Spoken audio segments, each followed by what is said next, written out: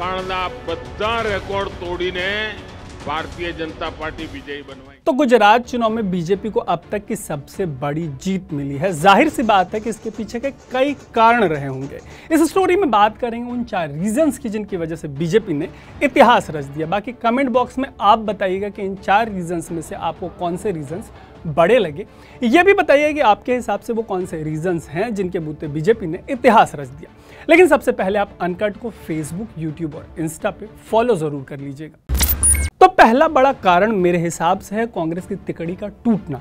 इस तिकड़ी में शामिल थे जिग्नेश मेवानी, हार्दिक पटेल और अल्पेश ठाकोर।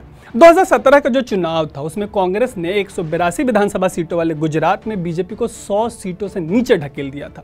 मतलब बीजेपी ये चुनाव हारते हारते बची थी। पोस्ट इलेक्शन एनालिसिस में बीजेपी के ऐसे हार और कांग्रेस के इतने अच्छे प्रदर्शन का जो क्रेडिट है वो इन 3 युवाओं को दिया गया था। लेकिन 2022 के इस विधानसभा इलेक्शन में इन तीनों में से कांग्रेस के पास बचे सिर्फ जिग्नेश मेवानी।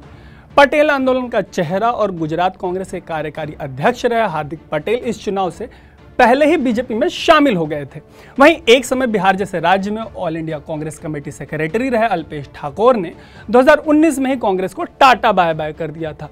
ये वो तिकड़ी थी जिसे 2017 के चुनाव में, गुजरात चुनाव में राहुल गांधी के युवा तुर्कों की तिकड़ी कहा जाता था।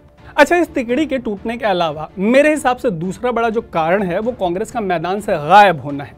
आपको पता होगा कि राहुल गांधी भारत जोड़ो यात्रा कर रहे हैं। इस यात्रा से भटक कर वो एक बार गुजरात कैंपेन करने गए, लेकिन इस अपवाद को छोड़ दे तो कांग्रेस ने इस चुनाव में बिल्कुल ही हाथ खड़े कर दिए। ठीक है कि कांग्रेस भारत जोड़ो यात्रा को राजनीतिक यात्रा नहीं बुला रही। शायद इसी वजह से गुजरात और हिमाचल जैसे चुनावी राज्यों से इस यात्रा को दूर रखा गया है। कांग्रेस कवर करने वाले या इस यात्रा से जुड़े जिन लोगों से मेरी बात हुई उनका कहना है कि 2024 के जनरल इलेक्शन के पहले ये राहुल की छवि बदलने वाली यात्रा है। उन्हें इस बात का वादा किया गया है कि हो सकता है कि 2024 के चुनाव में भी इसका फायदा मत हो, लेकिन 2029 के चुनाव की तस्वीर जरूर बदलेगी। लेकिन गुजरात जैसे नतीजों से कांग्रेस के कैडर, सपोर्टर्स के मोराल पर जो असर पड़ता है, जो बीते कई चुनावों से होता है, उसको कौन सी यात्रा ठीक कर पाएगी, ये एक बड़ा सवाल है कांग्रेस के लिए। वैसे भी एक सीनियर एडिटर ने राहुल की भारत जोड़ो यात्रा का एनालिसिस करते हुए कहा था कि राजनीति में आईपीएल की तरह टाइम आउट का स्पेस और स्कोप नहीं होता।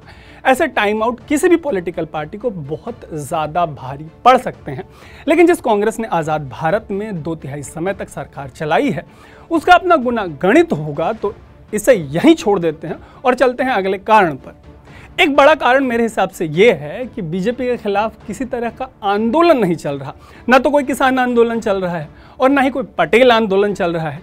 ऐसे आंदोलनों से कम विपक्ष को माहौल बनाने में मदद मिलती है। लेकिन गुजरात में ऐसे आंदोलन तो छोड़िए, जो लोग जमीन से ये चुनाव कवर कर रहे थे उनसे जब बात हुई तो उनका कहना था कि पता ही नहीं चल रहा मोदी के गढ़ में चुनाव हो रहा है। एक मुर्दा शांति से छाई हुई है। ये उस राज्य का हाल था जहां मोरबी जैसा हादसा हुआ।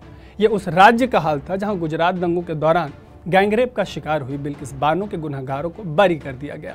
ये उस राज्य का हाल था जहां बीजेपी के खिलाफ करीब 3 दशक की एंटी इनकम्बेंसी थी। जिंदा विपक्ष के लिए इस चुनाव की मुर्दा शांति को दूर करने के लिए बहुत कुछ था।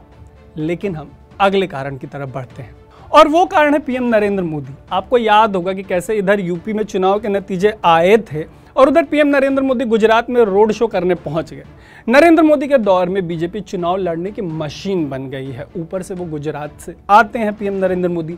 आप फर्ज करिए कि जो देश का पीएम है अगर वो आपके राज्य से आता है तो एज ए वोटर ये आपके लिए बहुत बड़ा किक हो सकता है। पीएम मोदी को लेकर इस तरह की बातें भी छपी हैं कि उन्होंने गुजराती गौरव को एक नई पहचान दी है। बाकी आप बताइए कि आपको क्या लगता है कि किन कारणों से गुजरात में बीजेपी को इतनी सीटें मिली।